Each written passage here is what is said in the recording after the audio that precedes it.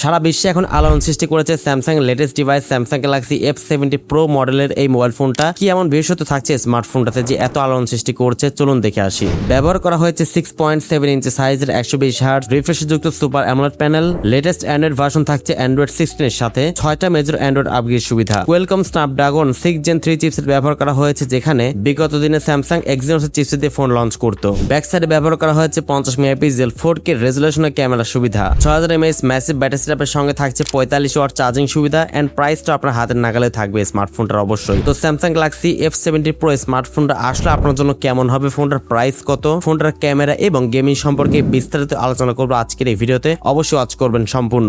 যারা এখনো চ্যানেলটিকে সাবস্ক্রাইব করেননি অবশ্যই সাবস্ক্রাইব করে বেল আইকনটিকে অল সেট করবেন পরবর্তী প্রত্যেকটা ভিডিওর আপডেট সবার আগে পাওয়ার জন্য। চলুন তাহলে শুরু করি আজকের ভিডিও। ভিউয়ার্স, এইটা আমার হাতে কি? এইটা হচ্ছে যে mini automatic router UPS. Current চলে গেলেও যারা 3 থেকে 4 ঘন্টা পর্যন্ত ওয়াইফাই ব্যবহার করতে চান তাদের জন্য এই ডিভাইসটি পার্সোনালি আমি নিজে তৈরি করে থাকি। আপনি যদি কিনতে চান তাহলে অবশ্যই আমাদের হোয়াটসঅ্যাপ নম্বরে আপনি যোগাযোগ করবেন। ফার্স্ট অফ অল স্মার্টফোনকে আনবক্স করলে আমাদের চোখে পড়বে কাঙ্ক্ষিত স্মার্টফোনটা। এরপর থাকছে কিছু ইউজার ম্যানুয়াল পেপারস, সুন্দর একটি সিলিকন ব্যাক কভার থাকছে। বক্সে কোনো প্রকার চার্জার পাচ্ছেন না, তবে টাইপ সি কেবলটা অবশ্যই পাচ্ছেন। তো চার্জার অ্যাডাপ্টার বাদে কিন্তু সকল কিছু পাচ্ছেন স্মার্টফোনটার বক্স কন্টেন্টে। ফোনটার ডিজাইন এন্ড লুকস এর কথা বলতে গেলে স্মার্টফোনটার ব্যাক সাইডে কিন্তু খুব একটা বেশি নতুনত্ব থাকছে না, একদম সিম্পল এন্ড মিনিমাল ডিজাইনের মধ্যেই থাকছে। ফ্রন্টে ব্যবহার করা হয়েছে মিডল পাঞ্চল ক্যামেরা, প্লাস্টিক বিল্ডের ফোন। এটা 206 গ্রাম স্মার্টফোনটার ওয়েট রাখা হয়েছে, 8.1 মিলিমিটার এর থিকনেস রাখা হয়েছে। সেই সাথে ফোনটাতে ব্যবহার করা হয়েছে IP64 রেটিং, মানে টুকটাক বেশি ছিটে ফটোকে স্মার্টফোনটা ভালোই পোর্ট্রেট করতে পারবে। তবে বেশি পানির সংস্পর্শে নিয়ে যাওয়া বা আন্ডার ওয়াটার ফটোগ্রাফি এই ধরনের কোনো প্রকার সুযোগ সুবিধা কিন্তু স্মার্টফোনতে আপনি একদমই পাচ্ছেন না।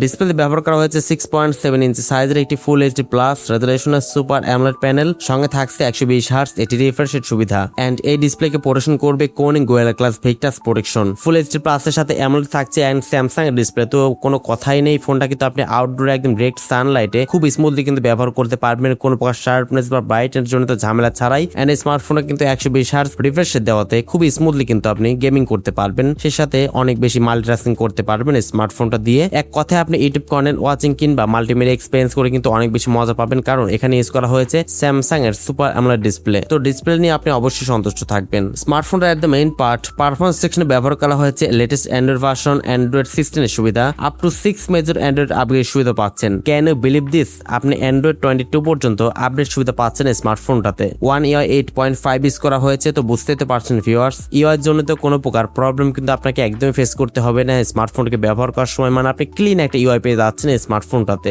এবারে কোনো প্রকার এক্সিনোস চিপস থাকছে না, বরং এখানে ইউজ করা হয়েছে কোয়ালকম স্ন্যাপড্রাগন 6 Gen 3 চিপসেট, যেটা অবশ্যই একটা ব্যালেন্স চিপসেট ইউজ করা হয়েছে এখানে, যেটা 4nm ফেব্রিকেশন বিল্ড করা এবং জিপিইউ হচ্ছে Adreno 710। কোয়ালকম স্ন্যাপড্রাগন 6 Gen 3 এটা কিন্তু একদমই ক্যাপেবল একটা চিপসেট এন্ড আপনি টুকটাক গেমিং টিমিং করতে পারবেন স্মার্টফোনটা দিয়ে, লাইক পাবজি, ফ্রি ফায়ার। তবে লো গ্রাফিক্সে অবশ্যই, হাই গ্রাফিক্সে খেলতে গেলে কিন্তু প্রচুর পরিমাণে ফ্রেম ড্রপ এবং হ্যাং লেগে শিকার আপনাকে হতে হবে। তো অবশ্যই আপনি লো গ্রাফিক্সে আপনি ট্রাই করে দেখতে পারেন অবশ্যই। এন্ড ডেইলি টাস্কিং, মাল্টিটাস্কিং থেকে শুরু করে অনেকগুলো অ্যাপস এট এ টাইমে রান করা, মাল্টিটাস্কিং করা খুব স্মুথলি করা যাবে স্মার্টফোনটা দিয়ে, কোনো প্রকার ইউআই জনিত ঝামেলা ছাড়াই। এন্ড মোবাইল ফোনটা পাওয়া যাবে 6GB র্যামের সাথে 128GB ইন্টারনাল স্টোরেজ এবং আরেকটি ইভেন্ট হচ্ছে 8GB র্যামের সাথে 128GB internal storage. FS type রাখা হচ্ছে 3.1, যেটা ভালো ব্যাপার অবশ্যই। এক্সট্রা করে আপনি মেমোরি কার্ড ব্যবহার করার সুযোগ পাচ্ছেন। ক্যামেরাতে ব্যবহার করা হয়েছে বিশাল চমক। ব্যাক সাইডে ব্যবহার করা হয়েছে main camera 50 megapixel main camera. Second ক্যামেরাটি হচ্ছে 5 মেগাপিক্সেল আলট্রা শুটার ইউজ করা হয়েছে। থার্ড ক্যামেরাটি হচ্ছে 2 মেগাপিক্সেল ম্যাক্রো শুটার। ফ্রন্টে ব্যবহার করা হয়েছে 12 মেগাপিক্সেল 80 ক্যামেরা। ফোনটার ব্যাক ক্যামেরাতে আপনি সর্বোচ্চ 4K তে 30 fps তে ভিডিও শুট করতে পারবেন উইথ জাইরো ইএস এর সুবিধা।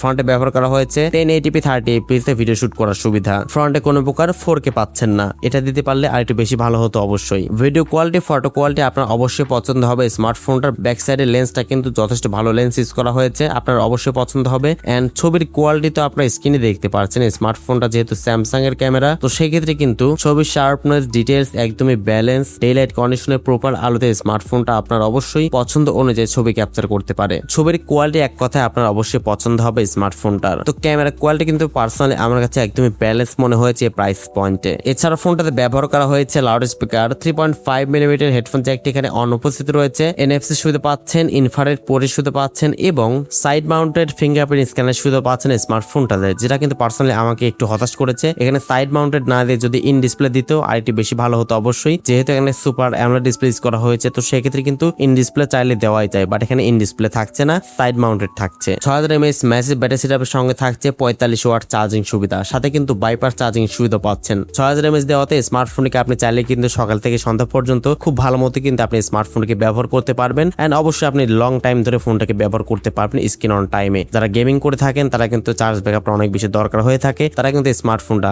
ভালো মতো ব্যবহার করতে পারবে। 45 ওয়াট চার্জার দিয়ে স্মার্টফোনকে আপনি ফাস্টলি চার্জ করে নিতে পারছেন। গ্যালাক্সি F70 Pro স্মার্টফোনটা কিন্তু এখনো পর্যন্ত আপকামিং, তবে আপকামিং অবস্থায় স্মার্টফোনটা বাংলাদেশে প্রচুর পরিমাণে কিন্তু হাইপ সৃষ্টি করেছে। এন্ড স্মার্টফোনটা বাংলাদেশে আসতে পারে আগামী মাসের প্রথম দিকে, এমনটা জানা গেছে। এন্ড স্মার্টফোন এক্সপেকটেশন প্রাইসটা হচ্ছে 30,000 টাকা প্রাইস পয়েন্টের মধ্যেই, যদি এর কম বেশি হতে পারে অবশ্যই, তবে প্রাইসটা এর আশেপাশেই থাকবে। তো কেমন লাগলো আপনাদের কাছে এই প্রাইস পয়েন্টে স্মার্টফোনটা অবশ্যই কমেন্টে আপনার মূল্যবান মতামত জানাতে একদমই ভুলবেন না। আজকের মতো এই পর্যন্তই। আসসালামু আলাইকুম।